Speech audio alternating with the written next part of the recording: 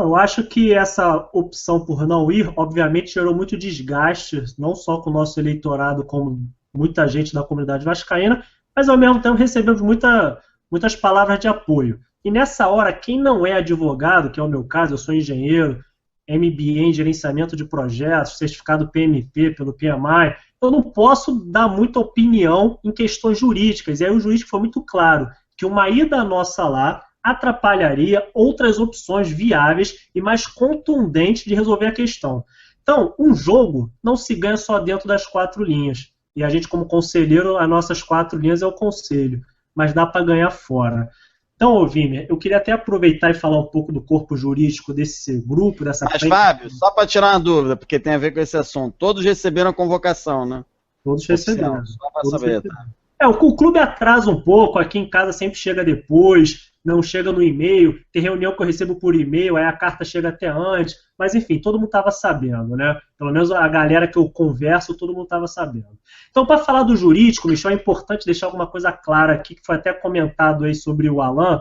O Alan foi o advogado da chapa até o dia 11 de novembro de 2014, dia da eleição.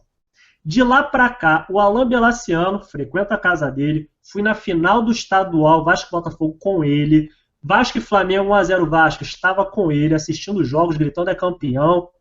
Ele optou pela carreira profissional dele e não por militar na política de forma voluntária. Eu não vou discutir a paixão dele pelo Vasco, se é maior ou menor que a minha. Eu não tenho tatuagem alguma do Vasco. Eu nunca peguei um ônibus para ir para Macaé, Volta Redonda, ver o Vasco. Eu não vou a jogo de campeonato estadual contra time pequeno. Campeonato Carioca só vou a clássico e semifinal e final. Não aceito que alguém venha me dizer que é mais vascaíno do que eu, porque já foi em Cuiabá ver o Vasco. Então ele, dentro da relação dele, paixão, profissionalismo, Vasco, carreira, optou por pegar ações contra o Vasco. E vai ganhar dinheiro. Porque ele venceu aí o jurídico do Eurico, do Roberto Monteiro durante as eleições, tem tudo para continuar ganhando. Uma pena, vou torcer contra ele. Sacaneei ele na ação do Fernandão. Perdeu, otário. Porra, calma, vai ter volta, cacete. Eu sou Vasco. Mas eu não vou condenar ele não, bicho. Se ele, como advogado, quer assumir ações contra o clube, é com ele, com a paixão dele. Só não vem militar na política. Só não vem militar na política. Como ele tem feito. O Alan não participa de reunião alguma dessa frente de oposição. Não fala por nós. Ótimo esclarecimento. Desde 11 de novembro de 14 até hoje, o Alan não foi a reunião alguma na Tijuca com o grupo de oposição. O nosso jurídico é outro. O Alan é meu amigo, meu parceiro, vou para o Maracanã com ele. Mas quero que ele perca todas.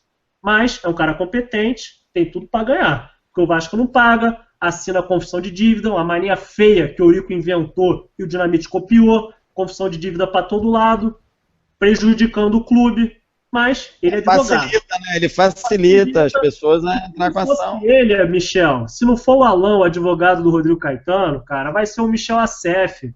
Tudo bem, o Vasco não muda nada, cara, vai sair do nosso cofre. Agora, quer ser profissional igual o Fernandão foi, que meteu 10 milhões contra o Vasco e participou da campanha do Roberto Monteiro, se o Alan quer ser advogado, sai fora da política do Vasco, como ele fez. O Alan não faz parte do comitê jurídico dessa frente de oposição. Okay,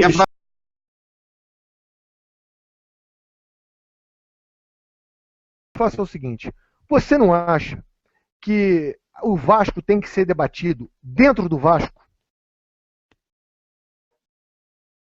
Pedrão, essa frase é engraçada, que essa frase é do Euricão, né? Euricão, não, os assuntos do Vasco devem ser dentro do Vasco. Pergunta. Mas e você que era conselheiro de 2008 a 2011, euriquista, só ia você e aquele outro rapaz na reunião. Nenhum outro euriquista ia. Mas eu ia. Fabinho, eu ia ou não ia? Eu ia ou não ia em todas. Mas eu ia. Inclusive não foi na eleição de 2011, correu. E nas de 2008 colocou o coitado que faleceu lá, o Amadeu, para perder. Então ele corre, ele bota no pau, ele mandou o Itamar botar no pau a eleição de 2011 e mete essa frase de que assunto do Vasco tem que ser resolvido internamente. Não, mas era uma questão até apropriada para o debate. inclusive poderia se ver de quando foram feitas essas confissões de dívida. Porque foi falado lá no deliberativo que muitas confissões de dívida ocorreram de setembro a novembro. E a gente tem que lembrar que esse período, o Banana só continuou na presidência porque houve a prorrogação de mandato por pessoas da sua chapa. Então, assim, eu entendo que a ida ao deliberativo para o debate dessas questões seriam apropriadas do que deixar tudo na esfera jurídica. Você discorda? Pedrão, eu respeito o jurídico, extremamente competente, confio muito no Luciano Lanzilotti, Marcelo Rocha, Renato Brito participou, o Rogério, que é o conselheiro também. Cara, politicamente gera um desgaste, mas se o jurídico teve essa orientação, eu vou confiar e lá na frente a gente vai ter uma resposta.